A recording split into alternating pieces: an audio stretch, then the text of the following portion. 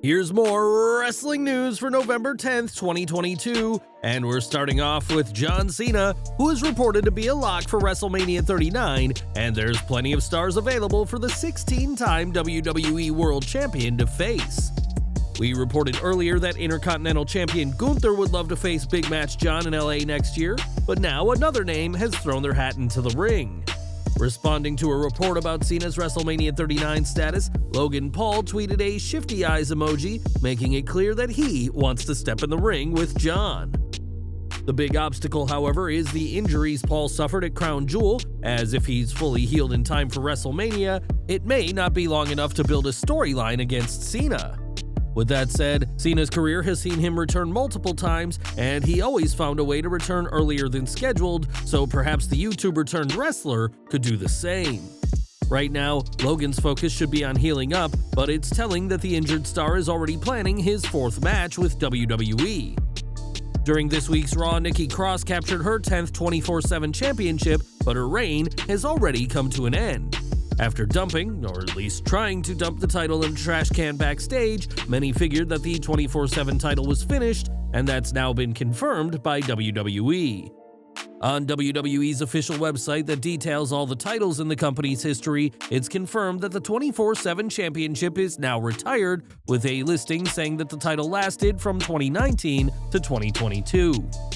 Many had predicted that this would happen even before Nikki's title win, as immediately after Triple H became WWE's head of creative, the title had been featured much less on programming.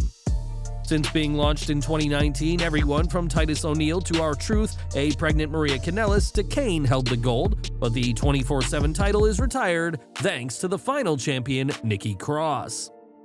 When you see Paul Heyman on WWE programming, the wrestling manager legend is often extremely cocky, and has good reason to be considering who he is the special counsel to. Each week, Heyman walks down the ramp full of confidence, but recently the Bloodline's consultant was left red in the face. During a recent Smackdown dark match, a mix-up resulted in Heyman being tagged in for a match with the Bloodline, and the ECW alum was ready to throw down. Heyman removed his coat and dashed towards the ring, ready to fight, but as he was about to step in the ring, his foot caught on the middle rope and he fell flat on his face. As you'd predict, the crowd at Smackdown found the spot hilarious, and one worth staying after the taping to see. Heyman does have some matches to his name, with his last official bout being a December 2014 street fight against Chris Jericho, but after this embarrassing incident, Paul E. may think twice about a future match. There was a time when WWE fans considered Parker Boudreaux to be the next big thing, an endorsement he received from none other than Paul Heyman. That didn't work out for the former Harland, who was released earlier this year, but he's now part of AEW. Now Boudreaux has an interesting term in his possession, as PW Insider reports that the powerhouse has filed a trademark for both his ring name and the acronym BFD. For anyone not in the know, the phrase stands for Big F***ing Deal, something that many still predict Boudreaux will be when the time is right.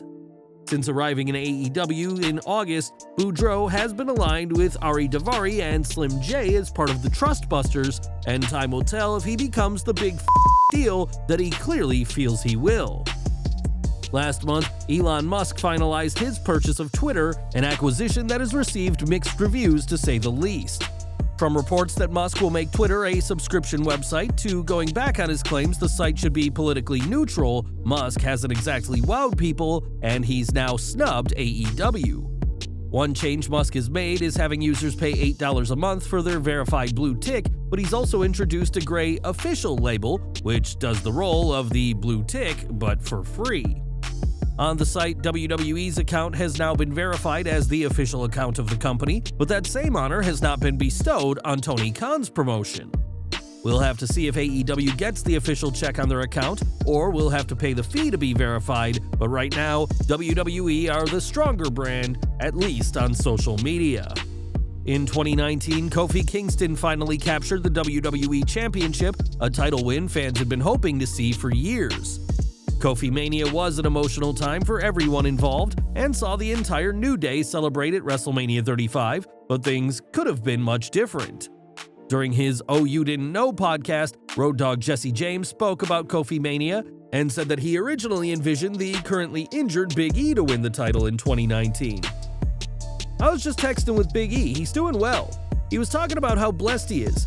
I hadn't seen him in a while, I hadn't heard from him. I was thinking about friends and family today for some reason and saw his number and thought, I'm gonna text Big E right now. He said he's blessed and doing great. When I wrote Smackdown, I wanted him to be the champion. I wanted him to be the champion of Smackdown. I actually pitched, and I've said this before, I actually pitched Big E Mania, and Kofi got the nod because of the time and service, for lack of a better word or phrase. Kofi had been there, and look, it worked, maybe better than it would have with Big E. Only time will tell, and if he comes back and they put the title on him because he can cut great promos, he's a great guy, he's always in great spirits, just an honor to be able to call him my friend. While Big E would get his title win in 2021, his reign as champion would not go well by any stretch of the imagination, and we wonder how things would have worked out had it been Big E Mania in 2019.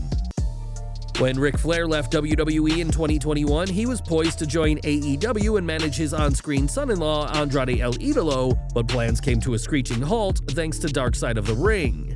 Their episode documenting the plane ride from hell saw fans outraged by Flair's alleged actions on the flight, and all plans for him in AEW were quickly scrapped.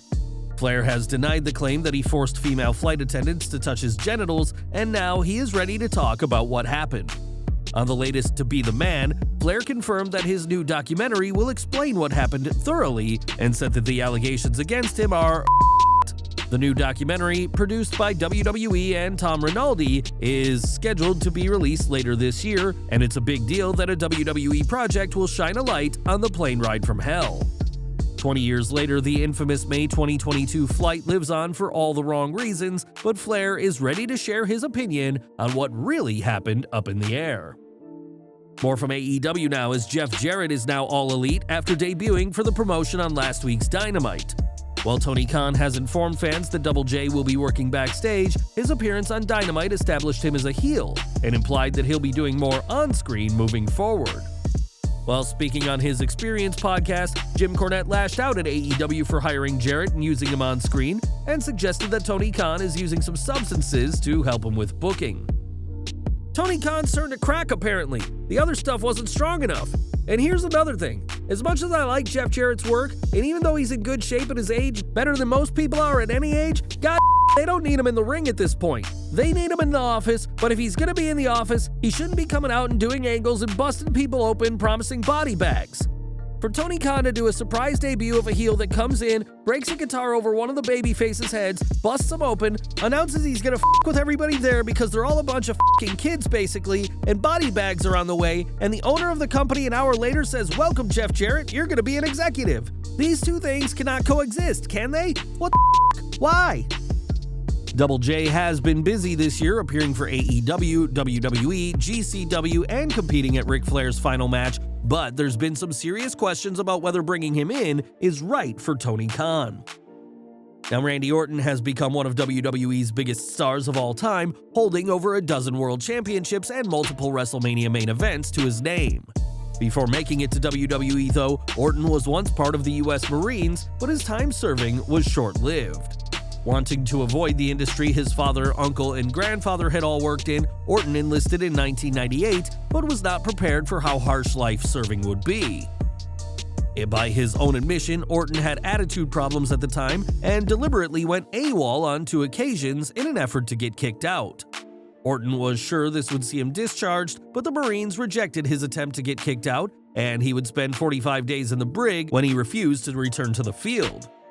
This would be enough to get the Viper discharged without honors, and after a battle with depression and a job at a gas station, Orton would find his way into the wrestling business he tried to avoid, proving that sometimes there's no point fighting destiny. And we're ending today with Chris Jericho, who outside of the ring has proven to be a musical hit as part of the band Fozzy, with fans singing along to his theme Judas each week. Jericho often tours with his band all around the world, but this week saw Y2J go it solo in a very unique way. For anyone not familiar with the show The Masked Singer, the hit series sees celebrities throw on costumes and sing in front of an audience and a panel of judges, with the loser having their identity revealed. This week's episode saw the character known as the Bride perform Walk the Moon's 2014 hit Shut Up and Dance With Me, and it was immediately clear to wrestling fans whose voice that was. On social media, wrestling fans immediately deciphered that the Bride is none other than Jericho, but the reigning ROH World Champion wasn't unmasked on the show. At Full Gear, Jericho will put his title on the line against Bryan Danielson, Claudio Castagnoli, and Sammy Guevara, but it was great to see Y2J let loose ahead of his very big week in the ring. Well guys, that's our news for today. Please share your comments below. Also hit the like button, subscribe to our channel, and hit the bell icon to receive all notifications. And as always, thanks for watching.